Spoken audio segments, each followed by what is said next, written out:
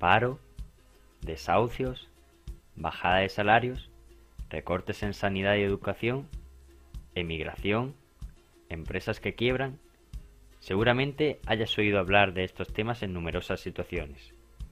Y es que están muy relacionados con la fuerte crisis que ha atravesado España desde el 2008.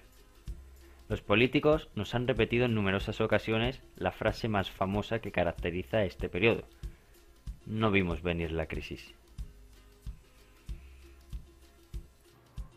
¿Pero es esto cierto? ¿O existen precedentes de crisis anteriores? A lo largo de la vida del sistema capitalista se han dado algunas crisis económicas de gran relevancia.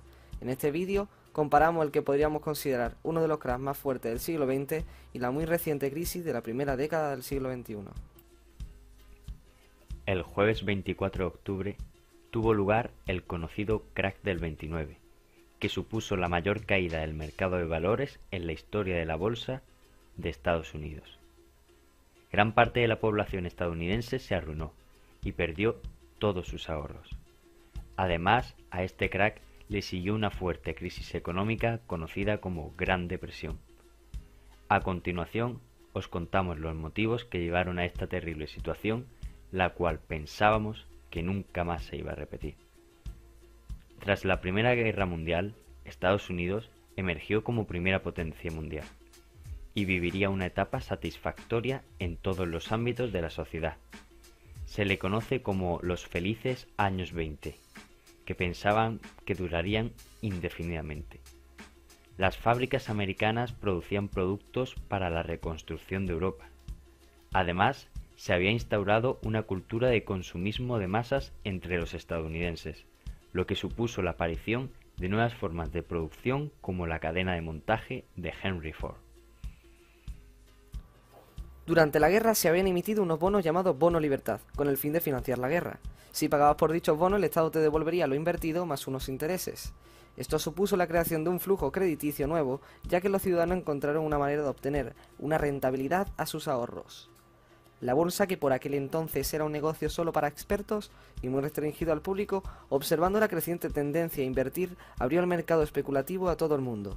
La entrada en bolsa de una parte de la población fue posible gracias a que los bancos crearon unos nuevos productos financieros dando créditos a cualquier persona. Se instaló así por primera vez la cultura del compre ahora y pague después. En esta expansión del crédito también influyó fuertemente la gran bajada de tipos de interés llevada a cabo por la recién creada Reserva Federal en 1922, creando así una burbuja inflacionista. Invertir en bolsa era sumamente fácil y se obtenía grandes beneficios con un capital pequeño, por lo que aumentó la demanda y con ella el precio de estas acciones. El mercado vivía un momento al alza. Toda acción que se comprase al día siguiente podía valer hasta el triple. Se especulaba así con el valor de las acciones. Todo el mundo se endeudaba, invirtiendo en algunas ocasiones una cantidad hasta 10 veces superior a su capital.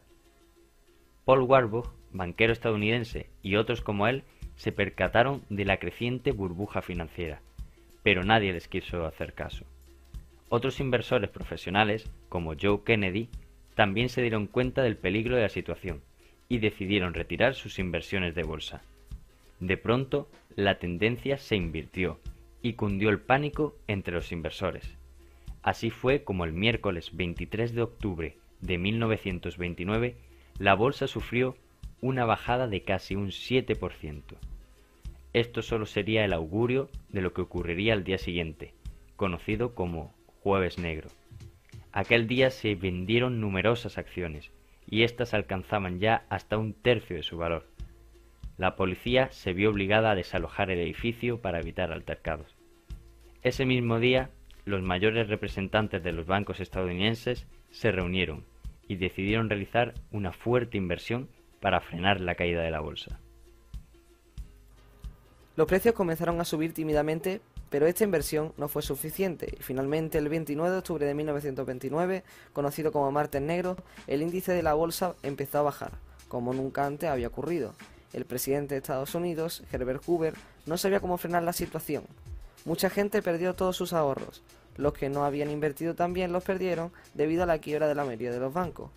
Muchas fábricas cerraron ante la falta de inversión y la tasa de desempleo creció de manera desorbitada. se produjo una fuerte deflación y la pobreza inundó las calles de Estados Unidos. En poco tiempo la crisis se extendió también por el resto del mundo, afectando sobre todo a las economías, que dependían de Estados Unidos como acreedor para reconstruir el país tras la guerra, como puede ser el caso de Alemania o Francia. Esta situación daría lugar a una crisis política, que en algunos países se saldaría con el fin de la democracia y aparición de extremismo que a su vez alimentarían un fuerte crecimiento de los movimientos nacionalistas.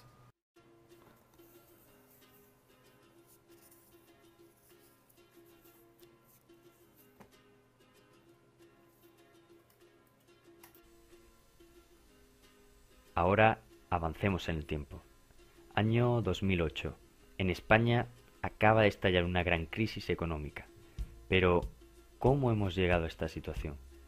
La crisis financiera ha estallado a nivel internacional, provocando la quiebra de bancos y empresas. Pero España presenta una característica que la diferencia con respecto a los otros países, y es que también deberá hacer frente a la crisis del ladrillo, fruto del estallido de la burbuja inmobiliaria. Pero empecemos por el principio. En 1998 el gobierno presidido por aquel entonces por José María Aznar reformó la ley del suelo, convirtiendo gran parte del terreno rural en urbanizable. Al existir más oferta del suelo urbanizable, los precios cayeron y se hicieron muy atractivos para todos aquellos que querían comprar terreno. 2 años más tarde, el Banco Central Europeo bajaría artificialmente los tipos de interés, abaratando los préstamos. Un gran número de inversores decidió entonces endeudarse y comprar terreno para construir. El ritmo de la construcción aumentó hasta niveles indescriptibles, generando miles de puestos de trabajo. El exceso de oferta de vivienda en el mercado llevaría a una bajada de los precios, lo que lo hacía más accesible. El PIB alcanzaba cifras récord en la historia de España, y muchos ya hablaban del milagro de Aznar. España estaba imbatible. España va bien, las cosas van bien. El crecimiento del sector de la construcción permitiría que muchos jóvenes dejaran los estudios y se dedicasen a trabajar. Este engrosamiento de población empleada y con un sueldo repercutirá en la demanda de vivienda, que aumentó, haciendo crecer los precios cada vez más y más y más y más. Se creó una alta especulación en torno a estos precios, ya que muchos inversores trataban de comprar un gran número de propiedades para después venderla a un precio mayor. Estos compradores en potencia tenían un problema. No disponían del dinero suficiente para comprar la vivienda. Es aquí donde aparece la figura del banco, los cuales relajaron las condiciones necesarias para optar a una hipoteca. Aquello lo podríamos llamar dinero gratis.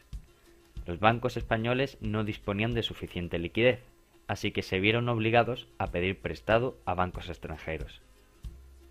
Todos eran felices, a pesar de que el precio de la vivienda continuase creciendo y los salarios no respectivamente. Gracias al banco, cualquiera podía optar a una vivienda. Los acreedores internacionales ya empezaban a sospechar de una burbuja inmobiliaria en España, hasta que finalmente en 2008, con el estallido de la crisis crediticia en Estados Unidos, algunos de los bancos que habían invertido en paquetes de inversiones, como has podido ver en el vídeo recomendado anterior, dejaron de prestar dinero. Esto paró el ritmo de crecimiento, el consumo se redujo, la inversión empresarial disminuyó, muchas empresas quebraron y algunos bancos, estuvieron a punto. El desempleo creció a un ritmo descomunal y el país entró en pánico. No estamos en una crisis económica. Podemos observar que ambas crisis presentan más similitudes que diferencias. La crisis de 1929 fue causada por la burbuja bursátil y una sobreproducción que colapsó el mercado, en este caso el de bienes de consumo. En España hablamos de la sobreproducción inmobiliaria. Ambas estuvieron acompañadas por una crisis crediticia que llevó a la quiebra a numerosos bancos y miles de particulares. Destacan las altas tasas de consumismo y el hecho de intentar vivir por encima de nuestras posibilidades. Se generaron altas tasas de paro debido al cierre de empresas. Algunas diferencias que podríamos destacar es que España alcanzó también un alto porcentaje de déficit público y que la repercusión mundial de ambas fue muy diferente. En 1929 la economía estaba menos globalizada que en 2008, y aunque la crisis afectó también a países europeos, no se extendió excesivamente. En contrapartida, en 2007, cuando estalló la crisis financiera en Estados Unidos, se extendió con velocidad y afectando fuertemente a la mayoría de países. Por último, debemos destacar que, aunque existente en ambas economías, la especulación tuvo lugar en diferentes ámbitos. en 1929 en torno al mercado de la bolsa y en 2008 afectando a los precios de la vivienda.